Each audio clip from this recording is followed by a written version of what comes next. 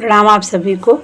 मैं पुष्पा मिश्रा और आज मैं सुबह 5 बजे वाली मीटिंग हमारे आदरणीय नारायण भगवान जी ने जो कराते हैं वो हम लोगों को इतना आध्यात्मिक तरीके से सिखाते हैं और बताते हैं कि सच में मैंने अभी तक अपनी उम्र में ये कभी नहीं सुना, न समझा, न जाना कि होता क्या है, होली क्या है, होली हम क्यों मनाते हैं। लोगों को लगता है होली बनाते हैं बस बना लीजिए और खा लीजिए गुजिया और ये सब, ऐसा नहीं है। होली एक अपने आप में एक बहुत बड़ा हम लोगों के लिए एक प्रेरणादायक है। वो क्या है कि होली है जैसे एक होलिका जो थी वो बुआ थी भक्त प्रहलाद की, और प्रहलाद उनका भतीजा था।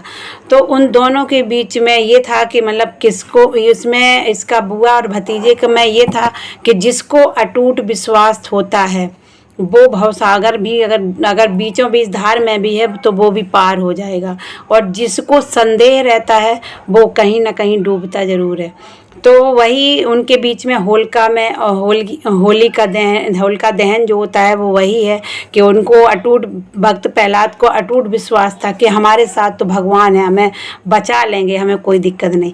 लेकिन होलिका को कहीं ना कहीं ये संदेह था मन में कि ऐसा ना हो कि हमारा जो कवच है, हमें जो मिला है वरदान में कि हम जलेंगे नहीं आग से, तो कहीं ऐसा ना हो कि ये कवच हमारा आंधी या हवा चले तो उड़ जाए और हम जल जाएं। तो वही हुआ, जो हम सोचते हैं वही चीज़ें बताई हैं, बहुत सारी चीज़ें बताई हैं, बहुत अच्छा लगता है। दूसरा ये बताया है कि नवरात्रि में जो हमारी काली माता हैं जो रक्त बीज का वध करती हैं, तो उसके लिए उन्होंने ये काली का रूप बनाया था जो कि हर औरत के अंदर होता है। हमारे अंदर एक औरत भी है और हमारे अंदर एक मतलब सारी जो नौ दुर्गा में जो 9 देवियों बताई गई हैं वो हर एक औरत के अंदर होती हैं। वो एक ही हैं, जो भी हैं एक ही हैं सिर्फ, और उनके रूप अलग अलग थे जो उन्होंने दर्शाया है कि हमारे अंदर ये है, अगर हम ऐसा करेंगे तो ऐसा होगा। और लक्ष्मी जी खड़ी क्यों रहती हैं ये बताया है क्योंकि वो चंचल होती हैं, उन जो भी घमंड करता है अपनी लक्ष्मी का तो वो वहाँ से चली जाती हैं। सरस्वती जी बैठी क्यों हैं वो ये बताया, इसलिए बैठी हैं कि सरस्वती का जो भी ज्ञान कर लेता, जिसके पास में ज्ञान रहता है वो कभी भी उसको गोली मार दो या मर जाए, कुछ भी हो जाए, लेकिन वो कोई भी लड़ाई हो झगड़ा हो उससे वो छीन नहीं सकता है जो सरस्वती से मिलता है। तो इसीलिए सरस्वती माता को दर्शाया गया है बैठे हुए और लक्ष्मी माता को खड़े हुए।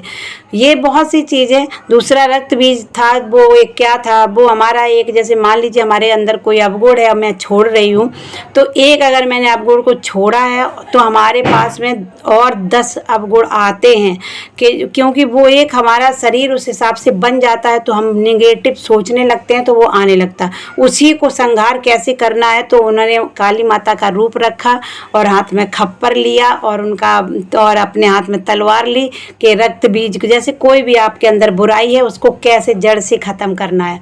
ये सारी बहुत सारी चीज़ें बताई हैं, बहुत अच्छा लगा है सुनते हैं हम लोग, डायरी में भी नोट करते हैं। और हमारे आदरणीय नारायण भगवान जी के लिए बहुत बहुत धन्यवाद, बहुत बहुत शुभकामनाएं हैं और धन्यवाद धन्यवाद धन्यवाद।